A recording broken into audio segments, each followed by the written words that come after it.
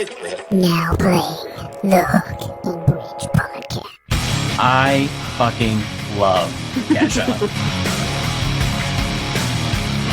I'm telling you, I'm the worst person to have a podcast. I can barely speak.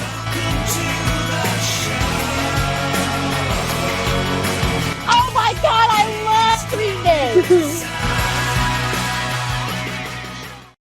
What is up, everybody? Welcome back to the show. I am your host, Harley, joined by my co-host, little sister Taylor. Hello. And super special guests on today. We have Will and Dango from the band Amber Pacific today. How are you guys doing?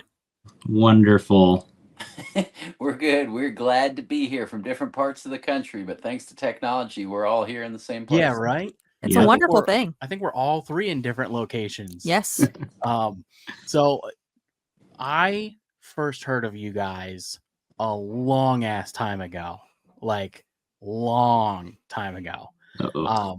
I grew up a gamer, so when it was pitched to me that you guys were able to come on the show, I was like, "There's no way this is the same band that I'm thinking of." And sure enough, you guys were on Burnout 3 on the track list with some amazing bands, man. Burnout 3 and Burnout Takedown had two of like the best video game like EA emo like easy core track listings. It was just perfect. It was the perfect like time too, because I would have been like 10, 11. So it was right in that time of like, oh, this is the shit that I'm interested in right now. Nice. It was you guys. It was like Fall Out Boy, All American Rejects. You were in good company. Yeah. Yeah, it was awesome, man. I remember playing that game and like playing through the races and stuff and having that song playing in the track while I'm playing the game. So it's really, really cool to get to actually sit down and talk to you guys. That's cool, man. We've had a lot of people discover us through that video game, and we had no idea at the time like how much of an impact that would have being on it. We just thought that was cool, and like we desperately just wanted a copy of it. And so that was like as far as we were looking, was like, man, this is cool. I want to hear ourselves on the game. But so many people come up and say like, oh, you guys are on the video game, which has just been super cool. Now, have you guys played Burnout?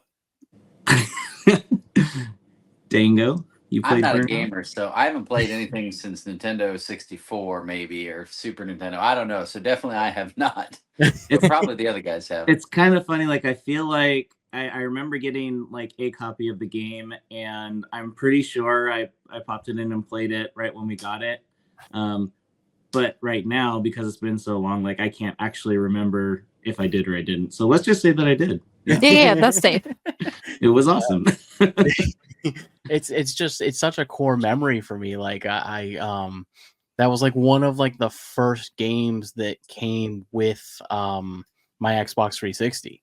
I like got that for Christmas, and then it was like Burnout 3 and like Hitman, and I was like, okay, well, I have these two games for the next I forgot about Hitman. years. Yeah. Hitman's good. Yeah, so I was super excited to play it. And like I said, I've always loved music, so just the track list on those games always was so good. So that was kind of a cool time for games in general. I remember like I'm kind of like a college football and Madden guy. Yeah. And I remember on those games too, like there was even bands from our genre that were popping up and stuff. Major League Baseball was another one that had a lot of like Alice in Chains and stuff. Yeah, it was a cool time for music to be on video games. I remember that much for sure. Yeah. Mm-hmm. So let's talk a little bit about the song Always You. What was like the inspiration behind the actual song itself? Are either one of you the lyricist on the song? Did either of you write the actual lyrics for it? Yeah, Will is the main writer of the band, so every song has his writing on it pretty much to a large majority. This is true. So what was it that like? song was like that was one of the earlier songs that I wrote, and it was pretty much while we were still in high school. Yeah, some of us were still in high school, and it was just about like making the moments like last forever, like good times last forever, right? It was supposed to be like a fun song. I think there's always like an underlying like tie to relationships for some reason in a lot of the songs that I write, and it doesn't necessarily mean that the song's about a girl, but sometimes I just blend worlds when I'm going through things. And but anyways, like that, we had recorded that song for an EP, and then we ended up putting it out again, and just changing a couple things. And that's where like Dango's impact on the band has been really cool, is that when he first got with us and started working on things, like our entire dynamic changed as a band. And honestly, like he always supports me in my writing and talks about it in these interviews and stuff, but when he came into the band, like that changed the trajectory of Amber Pacific for sure. And I don't tell him that enough, so I'm telling you right now. But like he brought this like punk influence that we have now, and he brought like a level of professionalism that we did not have before, you know, like taught us how to like play to a click track and like all these things, because we were just high school kids. We didn't really know any better. And Right. So a lot of our success can be attributed to him coming in and kind of like shaping us up. Now, so you guys have, I mean, at this point, been together a long time, but the band itself has seen a lot of different members come in and go and do new things, right? How has that journey influenced the sound over the years? Because at this point, you guys have been around since what, like 2002, roughly 2003? Yeah, that's pretty much when we kind of got started on things. Right. And so, you know, like kind of tying back to what I was just saying, like Dango was really the first piece of the puzzle that came in. He was like our first big change in our original lineup. And we saw what that did. And so, yeah, every time you bring somebody in, it introduces a new dynamic to the band that we maybe didn't have before.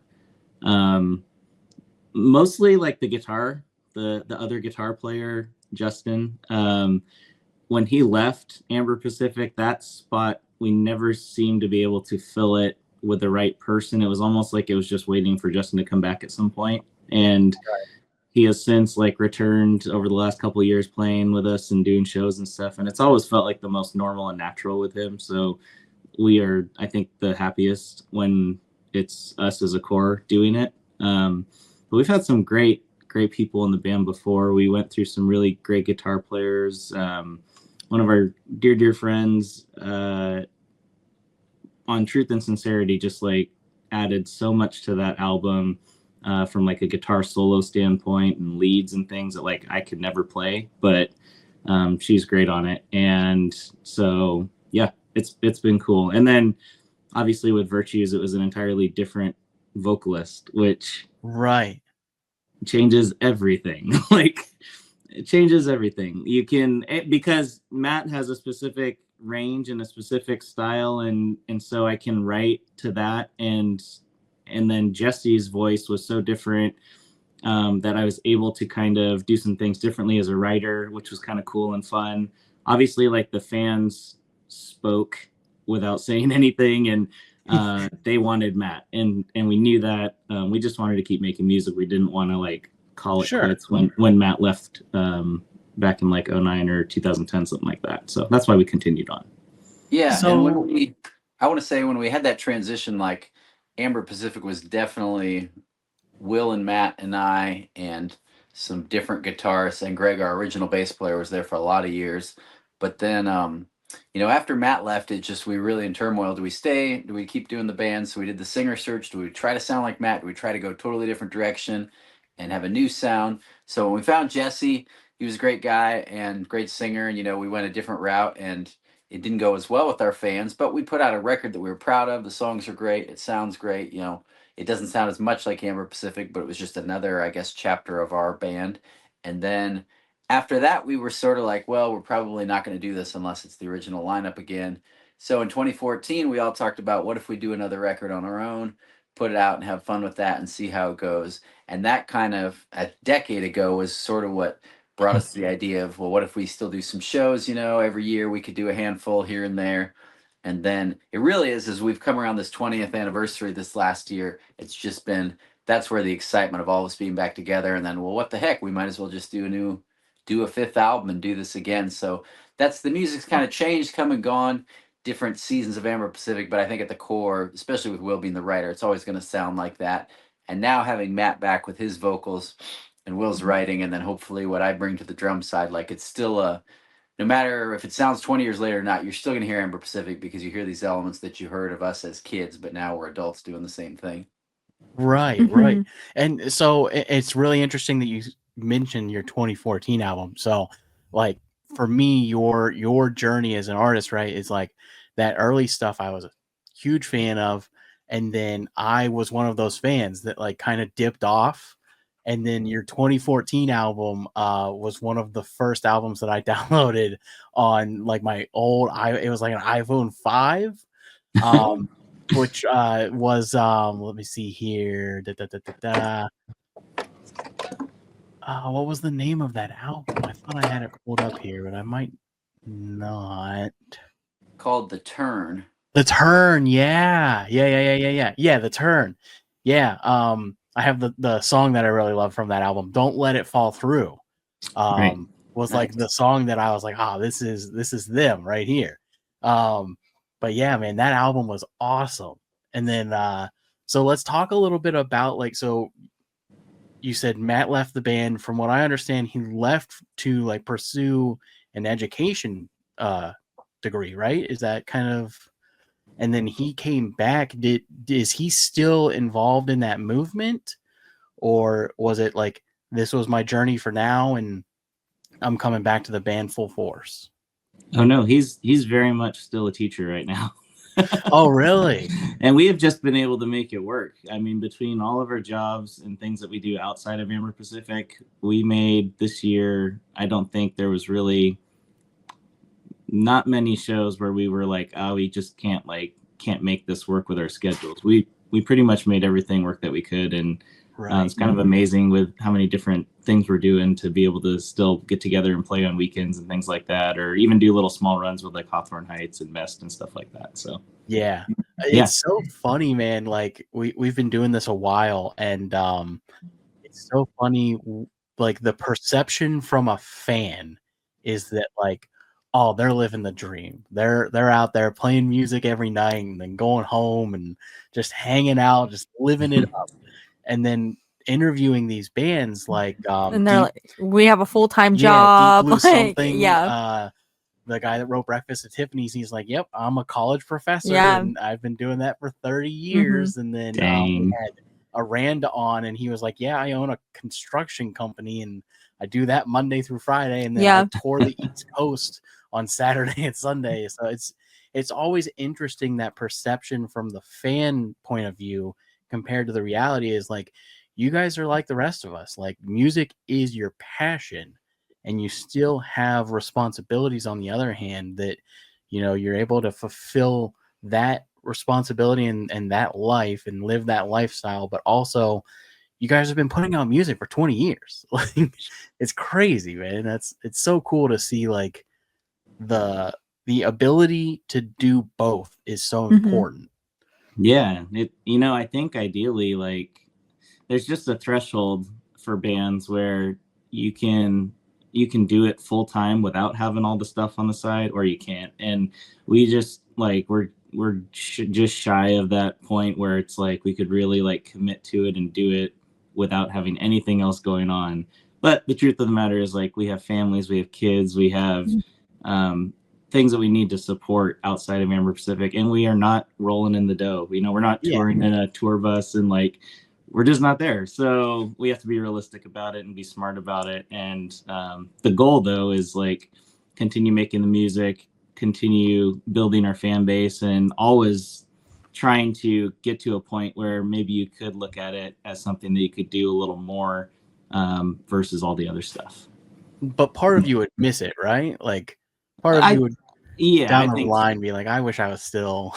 Well, I don't know. I've never thought about it that way. Dango's doing it full time. Like, he is a musician through and through, and it's impressive what he's able to do there in Nashville. He's like one of the busiest people I know, and but he loves it, and it's a passion, and it's cool that, like, for him, he can speak to it. He's doing it like full time. Now, Dango, what did you do prior to becoming like a full-time musician?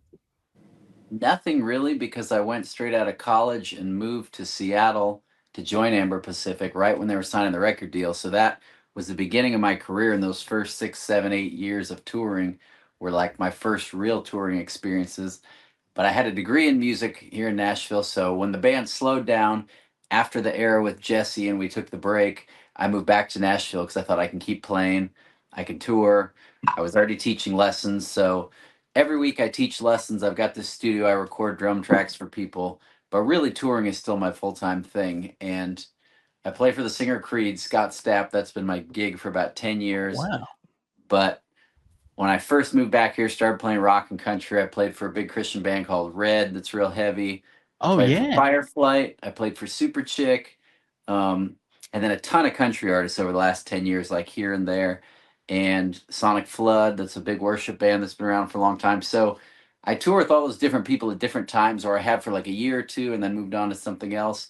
But then when I'm in town, I'm hustling like teaching lessons, or like I have a gig tonight, so I'm going to go downtown and play at 10 o'clock downtown in Nashville. You can't really do that anywhere else in the world, but in Nashville, there's always music. And because I've learned all this country and rock, I can go do that. I can go home for family dinner tonight.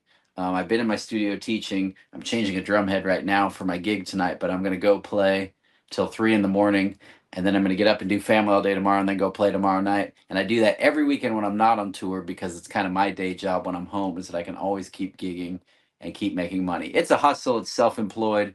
There's no benefits. You really have to be driven and organized. But if you can do it and you can avoid the sex, drugs, and rock and roll and all the partying and keep going, you can have a living doing this. But it's taken me 20 years to really get where all my plates spinning are all playing music and teaching music. Right. So I enjoy it. But then I look at the other guys with more what you would call normal jobs. They work just as hard probably, but they have what you consider normal hours, sort of.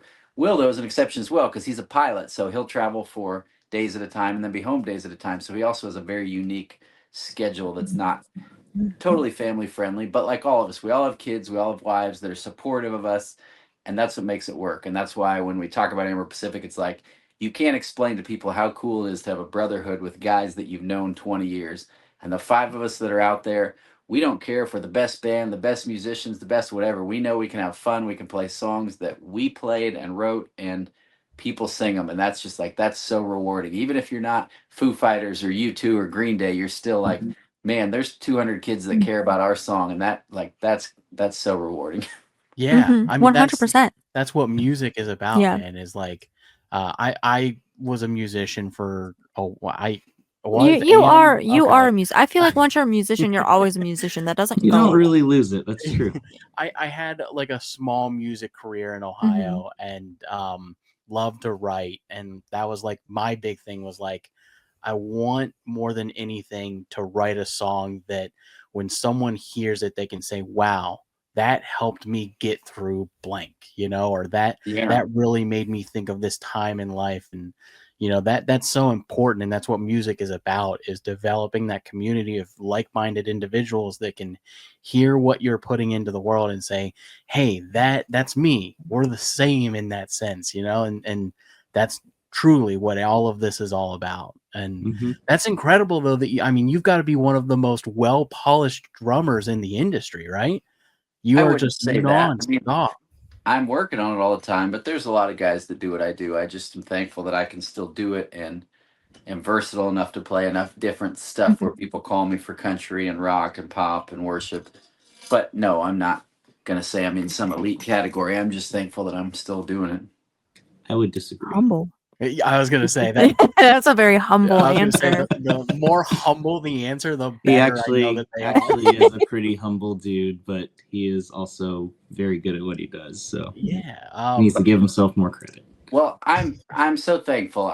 But I live in Nashville, and the reality is like I'm teaching students all the time who can blow me away on some stuff, and I see kids coming up, and I see younger guys, and I'm like, I've been doing this longer than you've been alive. How are you this good? So there's always better people coming all the time. So, and the cool thing is music's not a sport, though. It's not like you have to be the fastest or the best. Like music is so artistic and personal that you just want to be good at what you do, and you want it to impact people, As a guitar player, and I'm sure, Will, you can agree, every time you hit a certain level, there are 10 more people that have just went past your level. Mhm. And with the invention of social media and YouTube and everything, it's just pages upon pages of people that are like, you're so much better than I'll ever be. So I Seems to get be the that case too. for me ever since I started.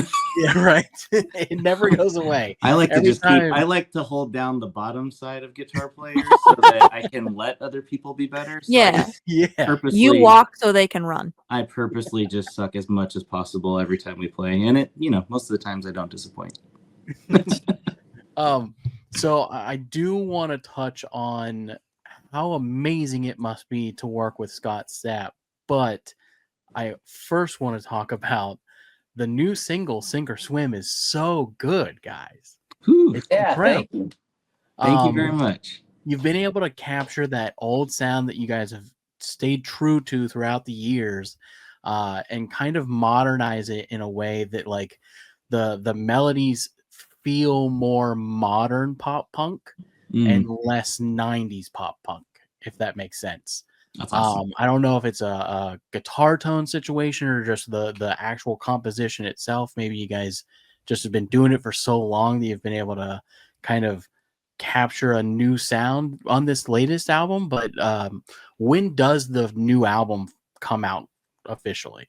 Yeah, so I don't think we have announced a specific date, but I could just probably say like we're aiming for early 2025, probably sometime in February. Awesome.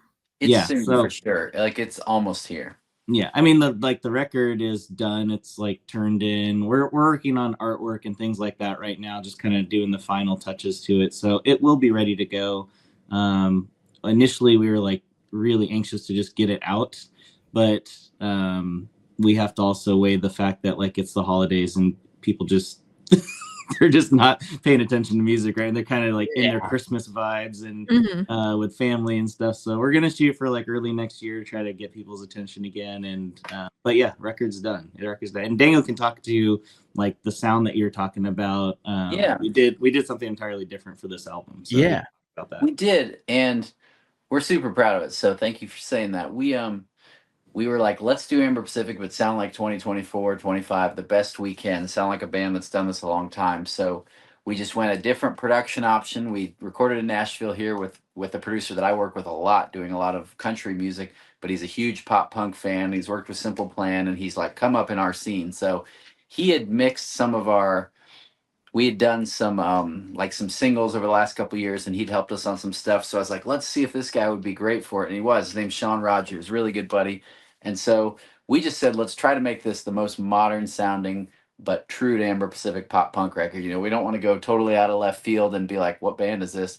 But we also don't want to sound like 1999. We want it to be like, let's be fresh.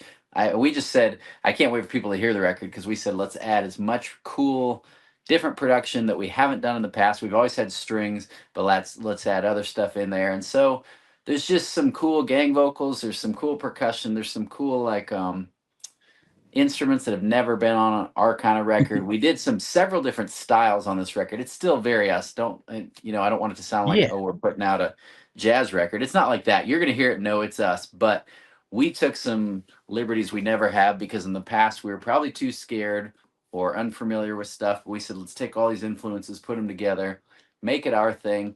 And Sean's so good at making every song kind of sound like a hit or a single. Like that's his specialty. So it really sounds like a whole album of songs. You go, oh, that's the single. Oh, wait, no, this one's the single. And everybody kind of says that about their own record. But I would defy you to listen to this record and say, is there a track that's not super catchy? Because I think that's my opinion on it. I don't know, Will, how do you weigh in on that? Yeah, I think I would agree. Like it's definitely, it's different sounding than a lot of our last records. We always kind of used the same producer for the first couple, Martin Fever, who was awesome. He was great. He was a mentor for us early on, and would not be where we are without him. So by far, like, great. This one, we wanted to switch it up. In 2014, we kind of did a lot of that record just on our own with the help of another friend in Washington, Brad Miranda. And this time we wanted some extra ears on it, which is, where Sean came in, and he's always been a fan. So we got to do that. And yeah, Dango's absolutely right. Like every song on there, I think we're all just really proud of the whole thing. and the way that it sounds. And it is hard. Everyone has different favorites on the record, which I think is a good thing. That's awesome, man. And so, first off, it's so interesting that you say Simple Plan, because I literally had Simple Plan Iconic written on my notes here. I don't know for sure who produced that Simple Plan record, but when I heard Sink or Swim, it reminded me of Simple Plan's Iconic, the song. Sean would love to hear that. So, because he's a big Simple Plan fan. But the funny thing is, the first two singles that are out that I think are both great, like neither of those are my favorite song on the record. And I just think there's more singles to come. I'm so excited to hear this record. I really am. Mm-hmm. I think you're going to like it, man. If you're a fan of our band, I think it's still within the world of Amber Pacific, but it also introduces some things that we haven't done before. And that was kind of the goal. And I've never been a fan of like taking big departures from what you sound like. You know, people like you for a reason. So why are you going to go flip it upside down? Right. But there are things, like we have a track on this album called The Honest Truth, which has got like reggae vibes to it, kind of like a nod to some old Goldfinger like ska stuff without horns. But then it mixes in like our own influence with it, and so it's so fun, man. The whole thing's super fun. I gotta stop turning sideways. I gotta figure that out. Yeah, I mean we've never done anything at all that you would even remotely say that sounds ska influence, and this one song does. It's still pop punk, but it hits like a Goldfinger or. I mean, that makes me even more excited. I was a big like '90s ska guy too, like Cherry Poppin' Daddies, Scatman Jones. Yeah, so it's got a little. It's not that extreme, but yeah, it's not like super ska. It's just not like Mighty Boss Tones. Like some clean guitar, like upstart things where it's like we just haven't done anything like that before. And then we've also got a song called Meant to Be, which is like we refer to it as a Flogging Molly song the whole time we were recording it. And it's very much, you can catch that as soon as it starts playing. So it's fun, man. We have fun with it. So you guys did a little run with Hawthorne Heights. I just wanted to let you know that I went and saw them last year on the acoustic run that they did, and fucking incredible guys. That band is awesome. So cool. And so humble too on their journey. And I feel like they've done a lot as far as like building a movement for pop punk bands in each of these cities. The For Lovers tour that they do is just such an awesome event. Is that part of what you guys were a part of? We never had the opportunity to do the For Lovers festivals. We submitted for them, but unfortunately there just wasn't enough room to put us on the bill. Didn't we do one? We did one of them in Southern California, right? I don't think so. That one right after We Were Young Fest with like them and Red Jumpsuit and Escape the Fate. Was that not a For Lovers? I don't know. That was not. That was just a different show at the amphitheater. But so we're gonna try again. If they have more of these shows, we're gonna keep trying to get on them. And those guys in Hawthorne have been so good to us throughout our entire career. We've shared buses with them and toured with them in the past. And JT particularly has also been like another mentor to us, who has just helped us kind of build our business and see the band from a business perspective versus just like going out there and being kids, not knowing what we're doing. So we owe a lot to that band for just throwing us a bone, because it doesn't happen a lot for us. And that's been really special. We always cherish that for sure. I grew up in Ohio, so obviously. Okay. Cool. You gotta be a fan. So I also want to talk about the vinyl, the Turn vinyl that you guys have. That was such a cool choice as far as like the splatter and the clear splatter. How did that process look for you guys? Is that something that you guys sit down in a room and say, we want to do a vinyl and we are going to sit down and pick how the vinyl looks? Or is that something that's picked for you guys and submitted to you as like, here are your options? Yeah, that was through Enjoy the Ride Records. They actually reached out to us and said, we want to do a vinyl with you guys for this album. And Ross was the name of the guy that I was working with, and he's been fantastic ever since we've been in touch. And they basically like spearheaded the thing. They came up with the designs, and I don't even remember if we ever really got a chance to like say, yes, that looks great, or no, that doesn't. I think it was just like, this is cool. We're going to have something on vinyl. And what we're finding from these last shows that we did with Hawthorne and Mess is like people buy vinyl records at these shows now way more than the physical like CDs that you can get. And so we stopped bringing physical CDs and we just started selling vinyls, and it's amazing. Like, and it's super cool. Like you can make it almost like an art piece in your house, you know? So it's got a lot of cool factors to it. Check this in my studio. This is pretty cool. I have, as far as there it is. Oh, there's wow. Turn, and there's our first record. The only two we have on vinyl. I wish we had the other ones. And then this is Scott Stapp's record that I played on that came out this year, and I tracked in the studio, so that's why I have it up. But definitely to have your own band on vinyl, like, just feels like it's an honor. So. Oh, yeah. Yeah, for sure. I'm a big vinyl collector, so every band that I see that has a vinyl out, I'm like, I gotta ask about it. I can't show you, but on this wall behind me here, I have like some of like my classics. I've got like Dark Side of the Moon, Godsmack, one of my favorite records from Godsmack, and then like Jimi Hendrix, Abbey Road. But Hawthorne Heights, I grabbed that little 7-inch acoustic EP that they did.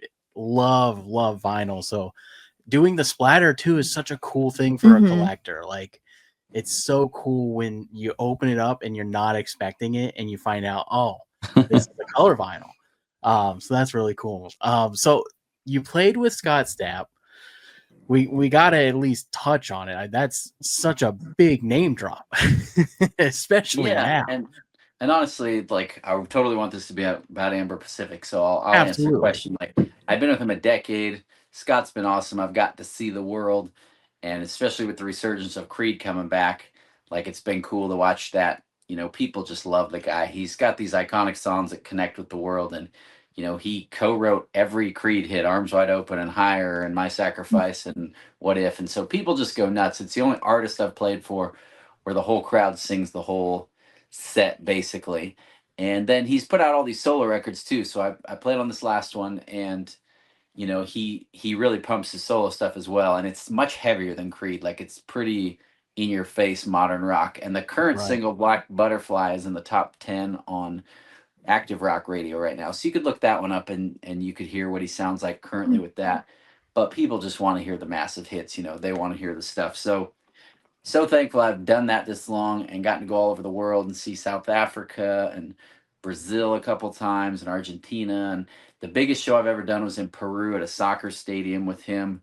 And it was like us and the Cranberries and just all these like rock bands from the 90s. It was just a cool experience. So I'm so thankful. You know, if I never did another show with him, I would still be so thankful that like I've had this in my career so long. So it's a cool thing. But with Creed Resurgence, like, they are just crushing it right now. So who knows? I don't know if he's going to tour solo.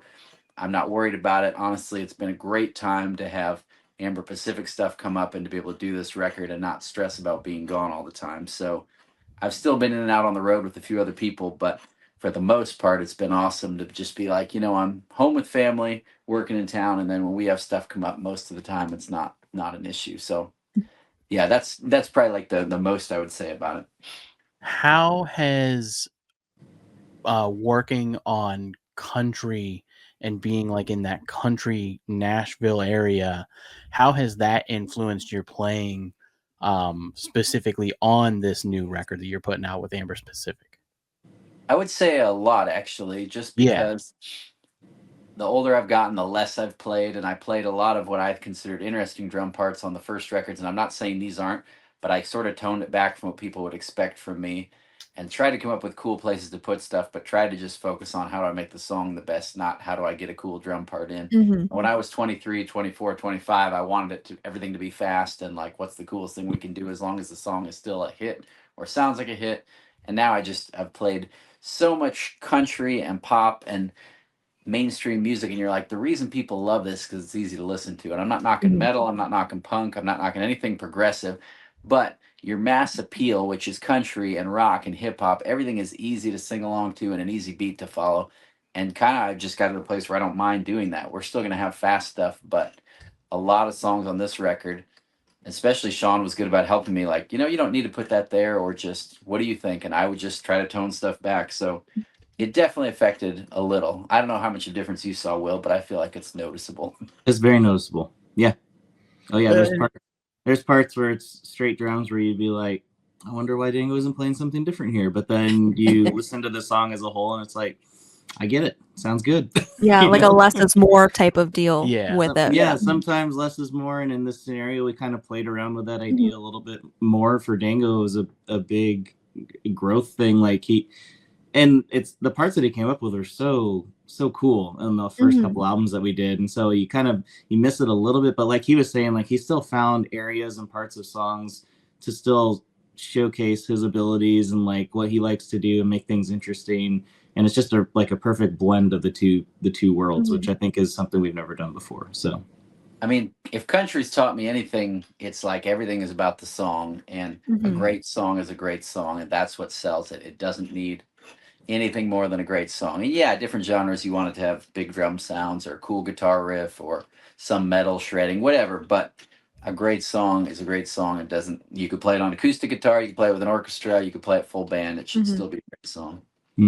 And when you're playing country music, and I'm not a drummer by any means, but I listen to a lot of music, the drums are typically a little more airy, right? It's like it's not as It's not as technical. It could be considered Yeah. more simple playing, but to be good at it's like anything. Like to be a great groove pocket drummer is just as hard as being a great rock or metal or whatever else. Like the guys that do it, that's more what I try to do, and that's why I get more studio work now, because I've learned to play stuff that fits the song in a lot of basic settings, I guess.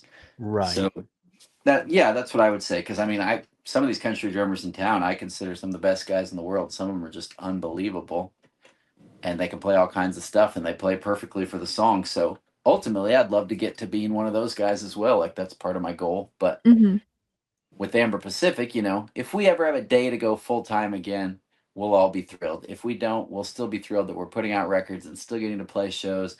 And because we've done it long enough, I think we're always going to be able to get festivals and shows every year. Like I think we're going to be able to do it if we're willing to.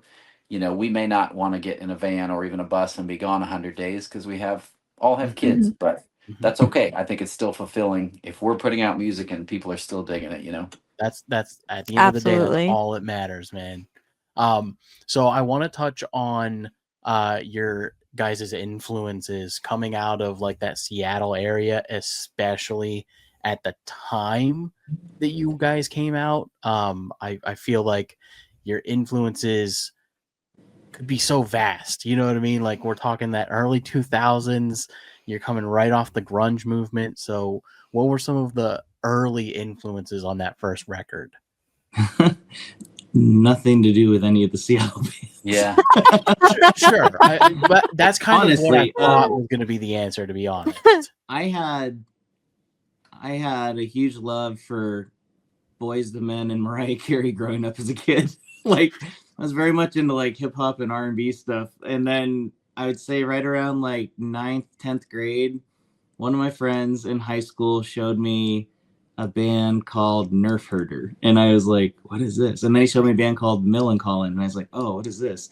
And then I started like NoFX and then Bad Religion. And then all these little bands started jumping into my world. MXPX came up and I was like, oh my God, this is really cool. This is good stuff. And then the Drive Thru Records thing happened. And that was like the light bulb moment. It was Newfound Glory, The Starting Line, The Early November, Senses Fail, like all of those bands. It was really what like kickstarted my journey as like a songwriter, and really thrusted me into like that genre, and I've been a fan ever since. But for Dango, it's a little different. He's got some different influences too. Yeah, and I'm a couple years older than everybody else just because I was finishing college as they were all just out of high school. And I mean, in the 90s, I really came up on a lot of like Third Eye Blind and the alternative stuff, Goo Goo Dolls. I loved all that. But the end of high school, I got super into MXPX, and they were like the band for me. They were super fast and catchy. And then I remember discovering Lagwagon and NoFX, and then I became a huge NoFX fan.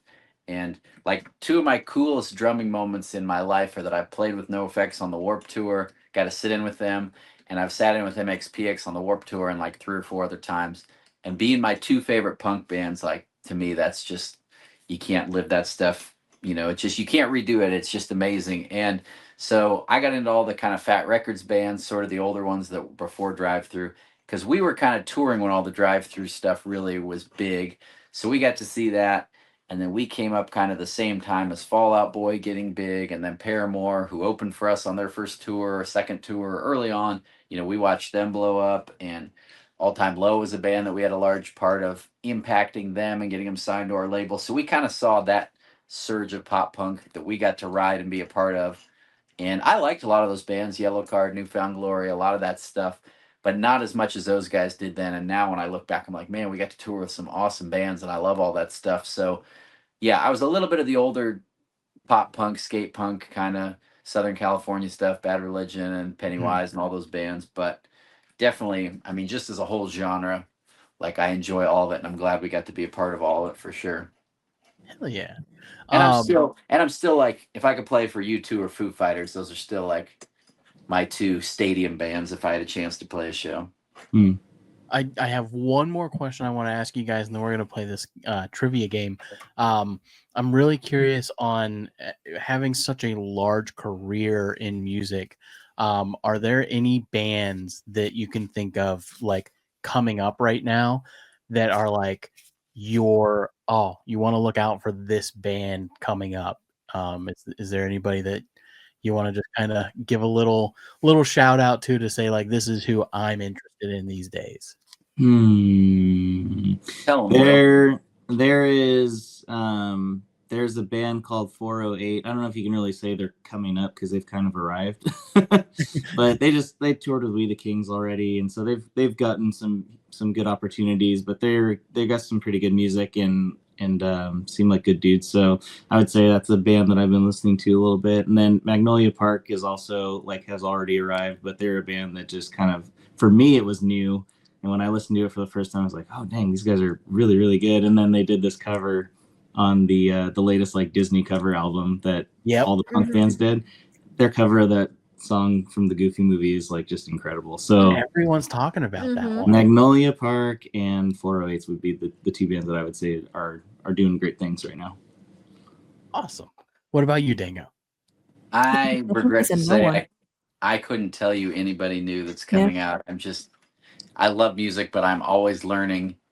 And today I was practicing new songs, and tomorrow I'm practicing new songs and playing gigs. So like, I just hate to say, because it's my work, I never have time to just go, I'm going to discover a new band today. Like, I just don't do it anymore. That's understandable. I don't do it either, and it's not part of my job.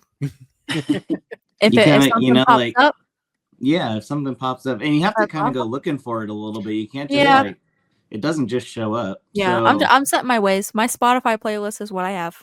Yeah, if I'm not like scrolling to the bottom and looking for like similar artists, then I would have never found a lot of these bands that I'm talking about. So yeah, you got to go searching for it if you really want to hear something new. But some things are just so good. It's like, why would I depart from that? Well, and that's why I asked that question to all of like the artists that I have on the show that have had like extensive careers, because I'm always curious of like, what are these legendary musicians listening to? So yeah, for me it's the most beneficial to move off of the genre. So outside of Amber Pacific, like I have like a country playlist that I listen to at home, and obviously like I've got like my little kid who listens to all sorts of like Ghostbusters and like, oh heck yeah, in fact he's like a big Linkin Park fan, which is kind of funny. So nice. I love that. Yeah, I mean, it's just I try to like listen to, as a writer, you want to try to listen to as much as you can to draw like inspiration from different genres so that your stuff doesn't always just sound the same all the time. So, right. In fact, there was a handful of songs that were country-esque that did not make this record that I like really wanted it to, and maybe they'll show up again some other time. But I didn't get the support from the guys; they didn't like it. There's this band that I saw play with Hawthorne Heights to just kind of bring that back up called Bike Roots. And I thought they were fantastic. And I think you guys would really dig them. They're very, very cool. I'll have to check that out. Yeah, they're really cool guys. And they're from, I think, New Jersey. But yeah, just really talented writer. As a writer, I think you'd really dig his stuff. He's very, very good at crafting words. So, okay, cool. Anyways, it's going to be Will and Dango versus me today on this Alright. 90s trivia. Whew. Taylor's going to be reading the cards for us. Sorry, I'm picking out some good ones. That's fine. And we'll do it. So I'll let you guys go first. And then if you don't know it, I'll try and answer. And then we'll just keep bouncing it back and forth. And we'll see how we do. I'm so these- bad at trivia games. Let's see how this goes. Is this music from the 90s or just Yes. trivia? Okay. This is No, all music. Music trivia. Oh, I'll be crap. all right. Yeah. I'll be all right. I'm gonna Yeah, lean on I was Dango. going to say. Dango's I think gonna Dango- carry me yeah. on this one. All right, let's see. Are we all ready? Can you guys hear Ready. me okay? Yes. Awesome. What was the stage name of Andre Romel Young? I have no idea who that is, Will, so I hope you got that one. That the dude from Outcast? No. Andre Do you want? 3000? Andre 3000 is what I was gonna say. That's what I was going to say. That's That what was my everyone an- was gonna that say? would have been my answer because I You have are no all idea. collectively wrong. I Do you have want no me? idea. So they're A through D. Do you want me to throw out the options that they give? Yeah.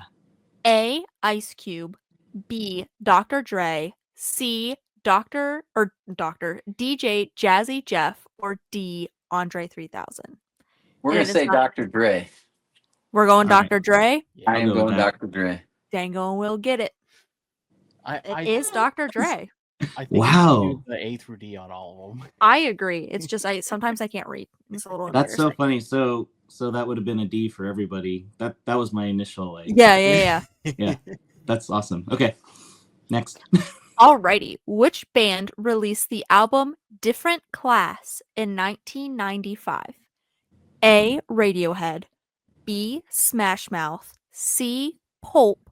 Or D. Belle and Sebastian. Oh God. Who was the third band or artist? Pulp. Pulp. I don't know who that is. Ooh. Well, I guess this would be Harley's turn to answer, right? I'm going to say Smash Mouth. But You are I didn't think that was the I name would of it. I would also say Smash Mouth just based on the year. I wasn't gonna say Smash Mouth. What were the other options? A, C, or D? Radiohead, Pulp, or Belle and Sebastian. I It's don't gonna- know Belle and Sebastian. I think it's gonna be C or D. It's not Radiohead. Yeah, for sure not Radiohead. Are you going C or D?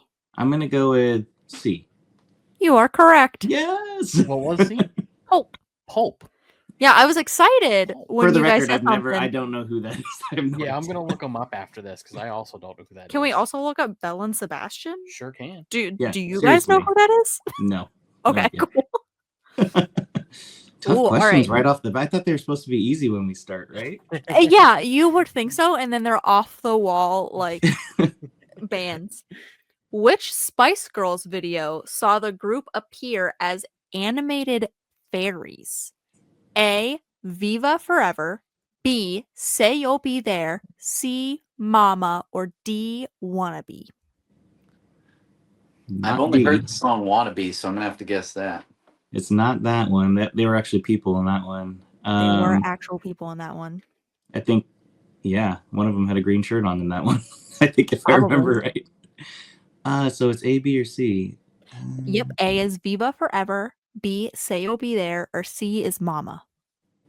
See, I don't even remember seeing a video for Mama. I'm gonna have to go with A. Will knows these questions beforehand. He is correct. It is A. Oh, my God. I was Um, also thinking. I feel like I'm like, can you see them? I cannot see them. I'm just really good at process You're- of elimination. Me too. He's Yeah. really good at Mariah Carey and. Oh, as soon as we uh, get one of those the questions, Spice we're good. Girls. The Spice Girls. We're good. Yeah. Britney Spears. Backstreet Oh, Boys, here- bring it. Here we are. The Foo Fighters formed in which U.S. city? Nah, that's Ooh. bullshit. That's a bullshit question. This is your answer though, so it's good for you. Oh yeah, hey, never mind. I'll take it. Seattle. Yeah. Nice. Oh, how old was Britney Spears when she released her first album? 17. Who said 17? I did. Will and Dango are on a team, right? Mhm. He Yeah. is correct. It was 17. Yeah, I was gonna say I would support that. I was gonna say 16 or 17. One of the I two. always think it's 16, and it's definitely 17. Hit me, baby, 17, one okay. more time. I remember that. 17. Wow. Alrighty. Which band was originally called Girls Time? A. Everything But the Girl. B. TLC, C. Destiny's Child, or D. The Spice Girls? Girls' Time. And it's Harley is on the TYME. clock. I am going to say Destiny's Child. You are correct. Oh, It is Mm. Destiny's that was Child. just the only one That I made sense. know that I knew. Oh. Besides, I think you said Spice Girls, but I was like, You don't know who TLC is? oh yeah, I guess I No did. Yeah, Scrubs. Waterfalls. Yeah. I was definitely leaning towards Spice Girls on that one. Say so, I would have been wrong. There we go. Yeah, you I were. was going TLC. Oh, see, we had 3 different answers. Ooh, Yeah. that's a good Because question. we then. didn't know who A was. Who released their debut album, The Coming, in 1996? A. LL Cool J, B. Snoop Dogg, C. DMX, or D. Busta Rhymes? DMX. Is that your final answer? I really don't know because I don't know these artists well enough to say. I just know that 96 is after the 2 big ones that you said. Yeah, I'm going with that- Busta Rhymes. You're gonna go Busta Rhymes. It's either Will is DMX or correct. Busta Rhymes. I Will am? is correct. Yep. Oh my gosh. He studied this game beforehand. Did you tell him? I was just gonna tell you, like, I am horrible at trivia games. Horrible. And- So this is shocking to me right now. Absolutely shocking. Completely surprised. In which year did Nirvana release "Smells Like Teen Spirit"? I'm not even 91. gonna give you options. I also That He got it. 91. Dang, 91. his Well answer. known. That was his turn. Okay, so Yeah, it's a No, very Will well-known is so fact. nice about this. We Nope. kind of we're so competitive when it comes to things of being like, no, I did it. it's not a speed game though. It was our turn, Yeah. his turn. So Yeah, it's gonna be your Yeah. turn again now because Dango stole your answer. That's Mm, fair. You're just That's so fair. polite. Sorry. You're a really great dad. I'm assuming you have kids. of course. He is a Taking great turns on dad. games. Who released "Around the World" in 1997? You're not gonna get this. I bet you I get it. Okay. The White Stripes, Daft Punk, Outkast, or Criss Cross? Daft Punk. You're right. Yeah. Yeah. All right. This will be the last. last one? Yep. Okay. This is a good one to leave off. All right. Dookie was the title of a studio album by which band? This is too easy. Come on. It's of course Blink-182. Just kidding. It's Green Day. Oh man. I think that puts us at Amber Pacific, one above me. Were you keeping count? I just Mhm. assumed that Will was getting them all right, so they won. And Dango, with his like random knew it right off the bat knowledge, they absolutely swept you. You know what? So, congratulations. guys. That was You won educational for the audience watching, so that was good. Everybody's It a was. winner. We love an educational game. Everybody's a winner. Yeah. So before we hop off here, just want everyone to know that the new single is Sink or Swim. The band Amber Pacific. You can catch all of their stuff on all platforms at this point, Mhm. right? Yep. Like I said, I just want to go through a couple of my favorite tracks. Don't Let It Fall. Don't Let It Fall Through is one of my favorites from The Turn. Young Love on that is also a super solid song. And then Always You is like my golden years growing up. So please check out Amber Pacific. And is there anything you guys want to promote before we get off? Dango, you first. Yeah, man, we appreciate you having us. And to anybody that's still listening, we hugely appreciate you. Thank you for being a longtime fan. Thank you for sharing our stuff, putting us on playlists. If you've never heard us, please give us a chance. I think you would really love that we've got a sound that will reach a lot of people. And please, we're not great on the social media as a band. We're trying to promote stuff and get better. So we're kind of just at the age where we're trying to make time to run the band page when we can. So if you want to follow us, we will do updates from there. But this new record comes out in February, and you're not going to want to miss it. Yeah, this new one is so good, Mhm. guys. I Good stuff. can't say it again. I really think this one is so good. Thank you. And if you guys figure out how to be good at social media, please let me know because I'm god awful at it also. So Also, if you guys just need someone to post stuff, let me know because I can do that. I have we- Instagram, but I we also do- only know how to work Instagram. Okay, that's cool. That's fair. Dango's been kind of teaching the rest of us how to do it. we've been learning on the fly. Yep. Funny story about Always You real quick. We were playing that on the Hawthorne run, and that song in particular was like getting the biggest response from the crowd out of all the songs that we were playing. And almost to the point where like we considered making it like the last song that we played over Gone So Young, which is what we've always closed with. Because it was like that cool, and like people singing Good Times Last Forever with us. Yeah. It was really, really great. So maybe someday that might take over as the song that we close the show with. We'll see. That'd be awesome, yeah. man. Like I said, I I'm don't so know why. excited. There we go. It's like Oh, my you're wife back. was calling. I'm not sure why I lost. I it. thought he just left us for good. Yeah. I was like, that was rude. Didn't No, even my say wife was bye. calling, and I was actually hung up on her. So, but Oh, Oh, Also no. rude. That's Yeah. okay. Good luck. So that couch is gonna be super. well, thank you guys for having us. Yeah, of course. Yeah, absolutely, man. You Yeah, guys this are was fun. always Thank you. welcome back. Mhm. Yeah, absolutely. And like I said, I truly. I can't hear you. I lost your audio. Ah, Oh no. You know, That if means you that guys we have a didn't get my message for awesome him, I'll couch call together. him afterwards and just convey it for you guys. Yeah. yeah, man. I've been a fan of you guys for so long. Thank you so much for coming on the show. It's been incredible. Yeah, Awesome. 100%. Really, I appreciate it. Thanks for having us. This was a lot of fun. The trivia was a good part of it. So Yeah, keep that up. awesome. Good, good. Yeah. All right. Well, take All care. right. Have a great night. Thank you. You too. Enjoy the holidays. Okay. Yes. Thank too. you, you too. All right. See you guys. Bye. Bye bye. All right, everybody. So that was Amber Pacific. Yes. Truly incredible band. Wonderful, wonderful. And we have to hurry up and jump off here and get on the other We have another one. side. So if you like today's video, go ahead and subscribe, give it a big thumbs up, hit the bell notification so we can notified every time we post a new video. Okay, bye. Instagram, all that good stuff. It's been real, and peace.